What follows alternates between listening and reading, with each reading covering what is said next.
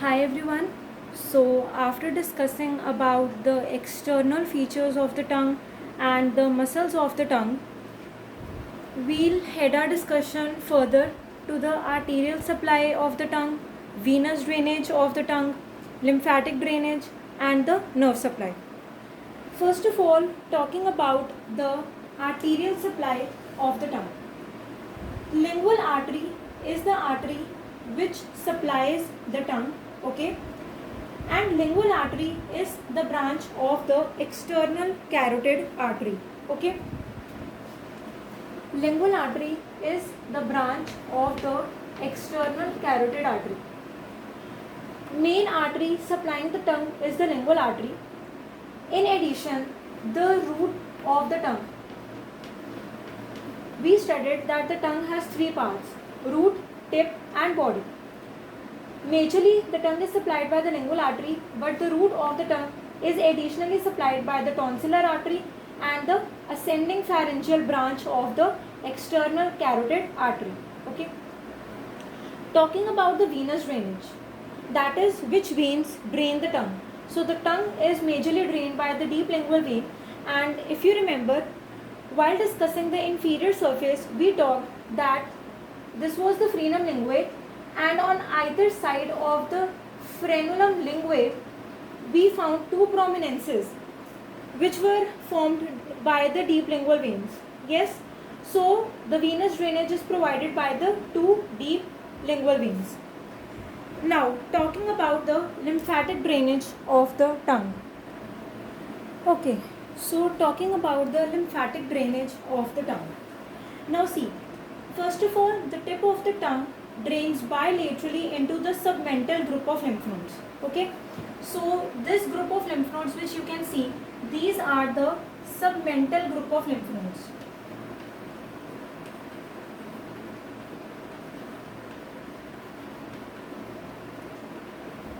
Here LN stands for lymph nodes. So the tip of the tongue will drain bilaterally into the submental group of lymph nodes, and the remaining part of the anterior two-third of the tongue drains into the submandibular lymph nodes.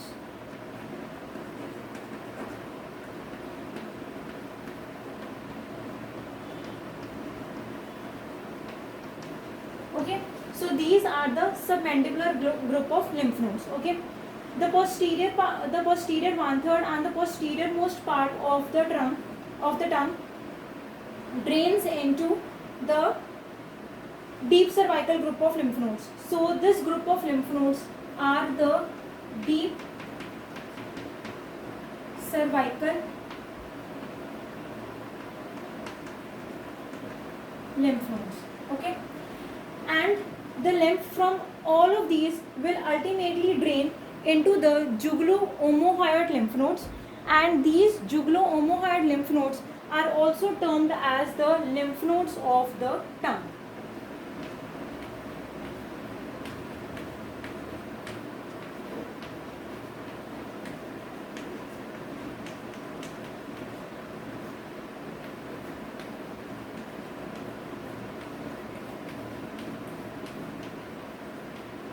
Once again, recapitulating the lymphatic drainage of the tongue. See, the tip of the tongue drains bilaterally into the submental group of lymph nodes. This is the tip of the tongue, and it drains into the submental group of lymph nodes. And these lymph nodes are submental group of lymph nodes. The remaining part of the anterior two-third of the tongue will drain into the submandibular group of lymph nodes. So these group of lymph nodes drawn here are the submandibular group of lymph nodes. The posterior one-third part of the tongue and the posterior most part of the tongue, both of them will drain into the deep cervical group of lymph nodes. Okay, and the lymph from all these lymph nodes will ultimately drain into the jugulo-omohyoid lymph nodes, and thus these jugulo-omohyoid lymph nodes are also termed as the lymph nodes of the tongue. Okay, these lymph nodes are jugulo-omohyoid lymph nodes. These are termed as the lymph nodes of the tongue. The reason being is that the lymph from the entire part of the tongue, from all the parts of the tongue, the lymph will ultimately drain into the jugulo-omohyoid lymph nodes, and thus they have been termed as the lymph nodes of the tongue. Heading forwards to the motor supply and the sensory supply of the tongue. First of all, talking about the motor nerve supply. Understand the meaning of motor nerve supply. Motor means muscle, means the supply to the muscles of the tongue. We have studied that there are two groups of muscles of tongue. One is the intrinsic group of muscles and the other is the extrinsic group of muscles. Okay. Now, both the extrinsic and the intrinsic group of muscles are supplied by the hypoglossal nerve, which is the 12th cranial nerve. Okay, it is the 12th cranial nerve. So all the muscles of tongue are supplied by the hypoglossal nerve except one muscle.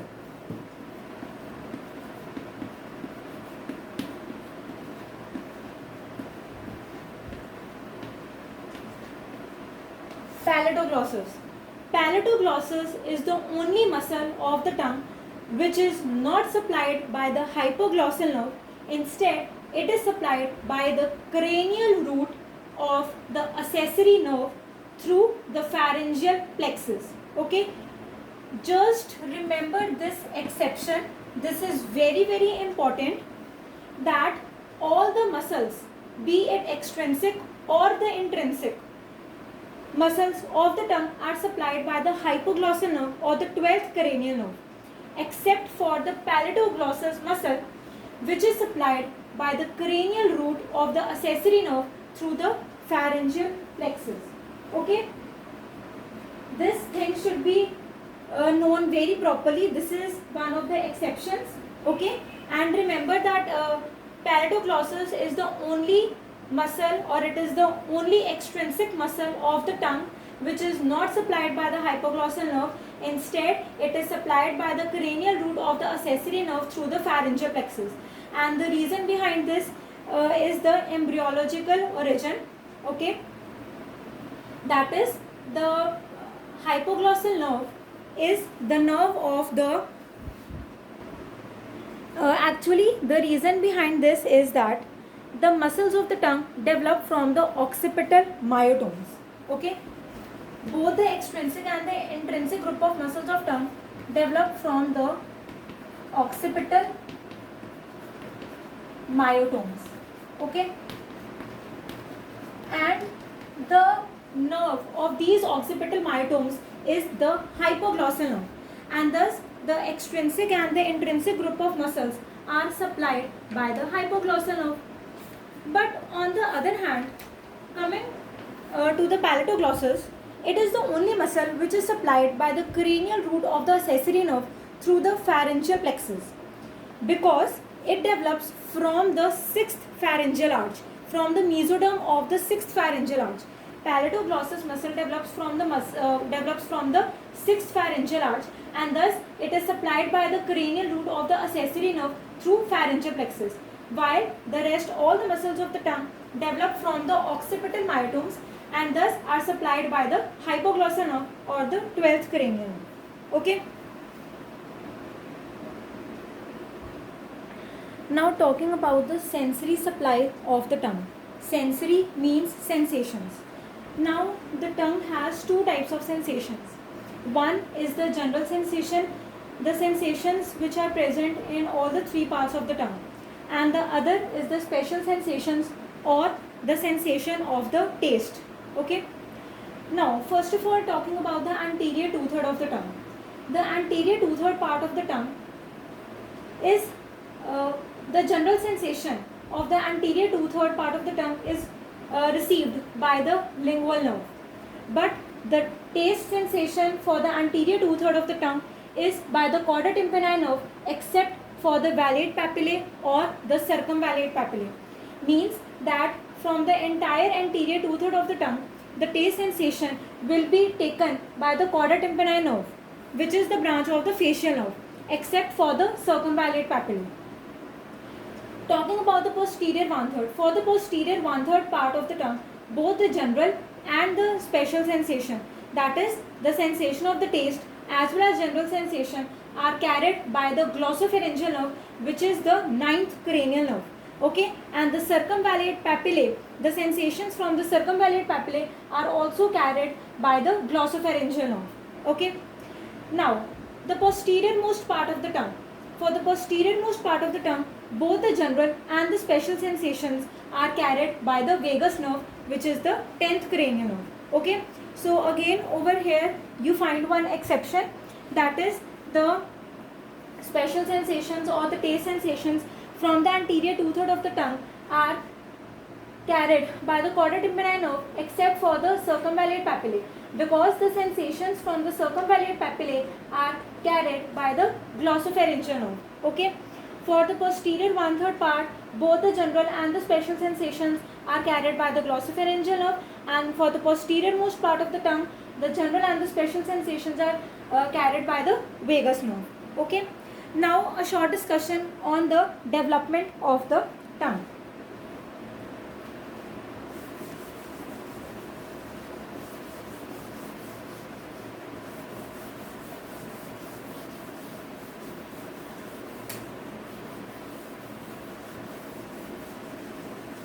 Okay, so first of all, let's discuss about the development of the muscles of the tongue.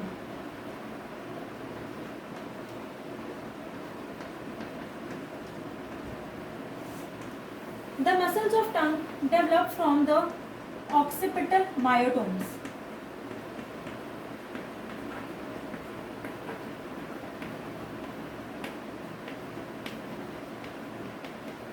Okay, both the extrinsic and the intrinsic group of muscles of the tongue develop from the occipital myotomes, and during development these occipital myotomes carry with them their nerve, which is the hypoglossal nerve, and thus the muscles are supplied by the hypoglossal nerve.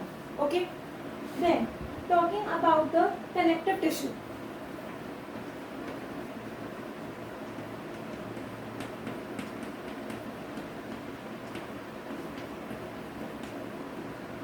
The connective tissue of the tongue develops from the local mesenchyme.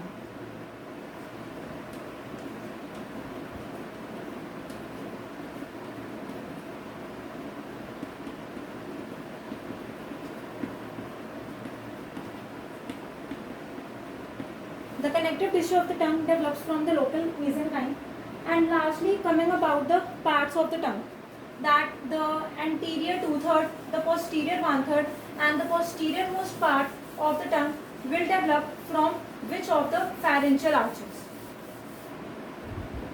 Okay, so first of all, talking about the anterior two-third of the tongue.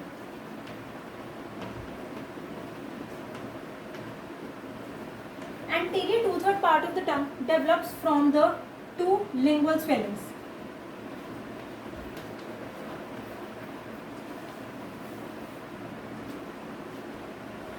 Okay, so now discussing about the development of the three parts of the tongue: anterior two-third, posterior one-third, and the posterior most part. See, the anterior two-third part of the tongue develops from the lingual swellings. Okay, and these lingual swellings are the part of the first pharyngeal arch. Basically, what happens is that these are the pharyngeal arches. Okay. And suppose if this is the first arch, so what happens is that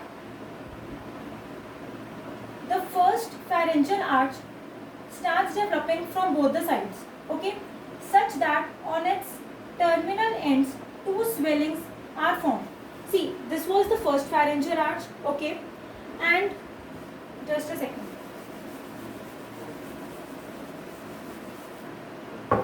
See, you have in total of 6 pharyngeal arches.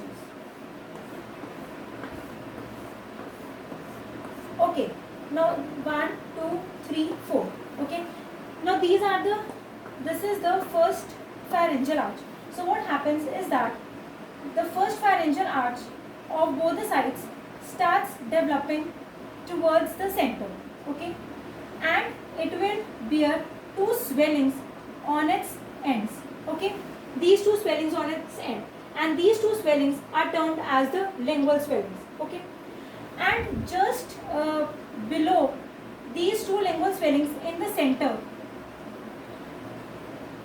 you have one more swelling, and that is termed as tuberculum impar. Okay, these two swellings are termed as the lingual swelling, and this swelling is termed as the tuberculum impar.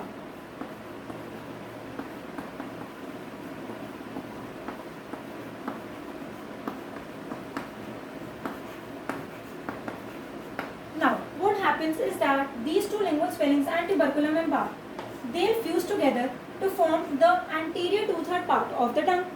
So thus it can be said that largely the anterior two-third part of the tongue develops from the first pharyngeal arch. Okay, basically it develops from these two lingual swellings. Okay, these two lingual swellings fuse with the tuberculum impar, resulting in the formation of the anterior two-third of the tongue. So thus largely it develops from the first pharyngeal arch from the two lingual swellings. Okay, and the nerve for the first pharyngeal arch is the lingual nerve and the chorda tympani nerve.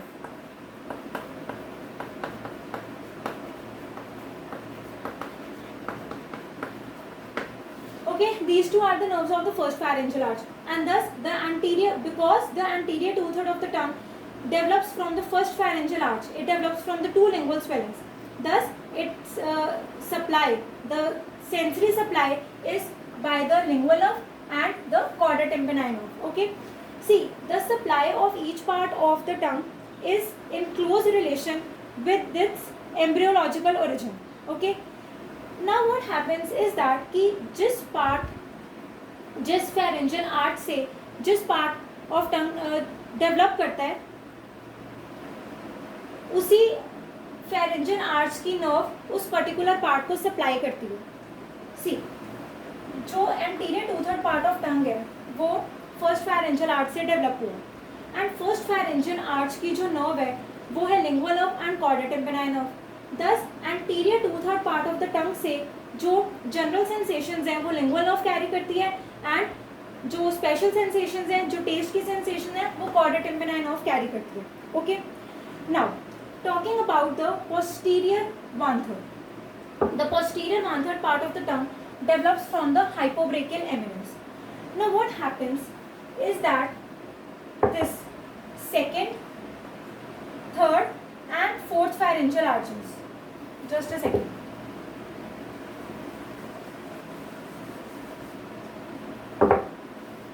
Second, third, and the fourth pharyngeal arches, they fuse in the midline to form a midline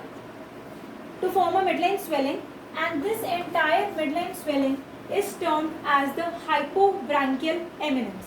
Okay, and from this hypobranchial eminence arises the posterior one-third part of the tongue.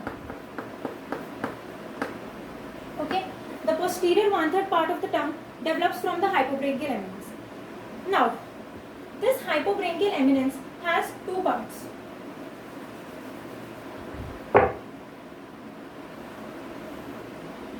It has two parts.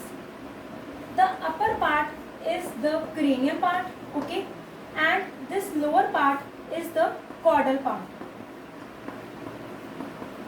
Okay, this posterior one-third part develops from the cranial part. Okay, the posterior one-third part of the tongue develops from the cranial part of the hypobranchial eminence, and largely it develops from the third pharyngeal arch. Okay, so thus, because it is mostly developing from the third pharyngeal arch, thus the posterior one-third part is supplied by the glossopharyngeal nerve.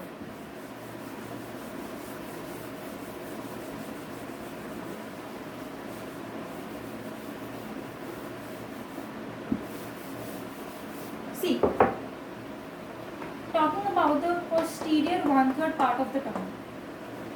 The posterior one-third part of the tongue develops from the cranial part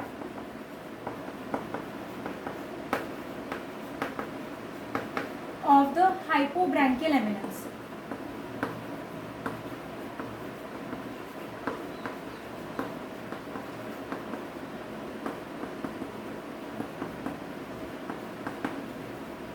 Okay, and the cranial part is formed by the second and the third pharyngeal arches. Okay, while the caudal part is formed only by the fourth pharyngeal arch. Okay, so the cranial part of the hypobranchial eminence is formed by the second and the third pharyngeal arches. And what happens is that this third pharyngeal arch overgrows the second pharyngeal arch, due to which the second pharyngeal arch gives a major contribution to the formation of the posterior 1/3 part of the tongue. And this third pharyngeal arch has the glossopharyngeal nerve or the ninth cranial nerve as its nerve. Okay, so thus the posterior 1/3 part is supplied by the ninth cranial nerve or the glossopharyngeal cranial nerve. Lastly, talking about the posterior most part of the tongue, the posterior most part of the tongue also develops from the hypobranchial eminence, but from its caudal part.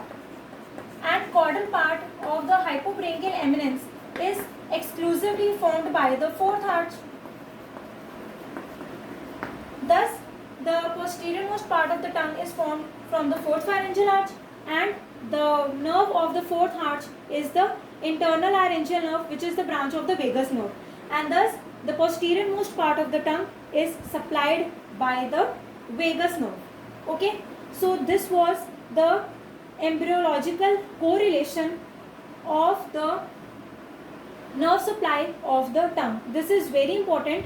Okay, once again revising, anterior 2/3 part of the tongue develops from the two lingual swellings, and the lingual swellings are the part of the first pharyngeal arch, and the nerves of the first pharyngeal arch are the lingual nerve and the chorda tympani nerve.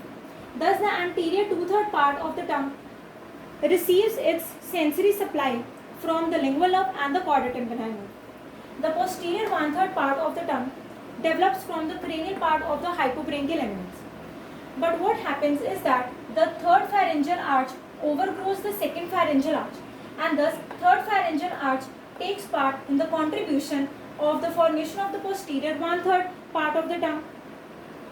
And the posterior 1/3 part of the tongue is supplied by the glossopharyngeal nerve. This is because the nerve of the third arch is the glossopharyngeal nerve. And lastly, the posterior most part of the tongue is supplied by the fourth pharyngeal arch.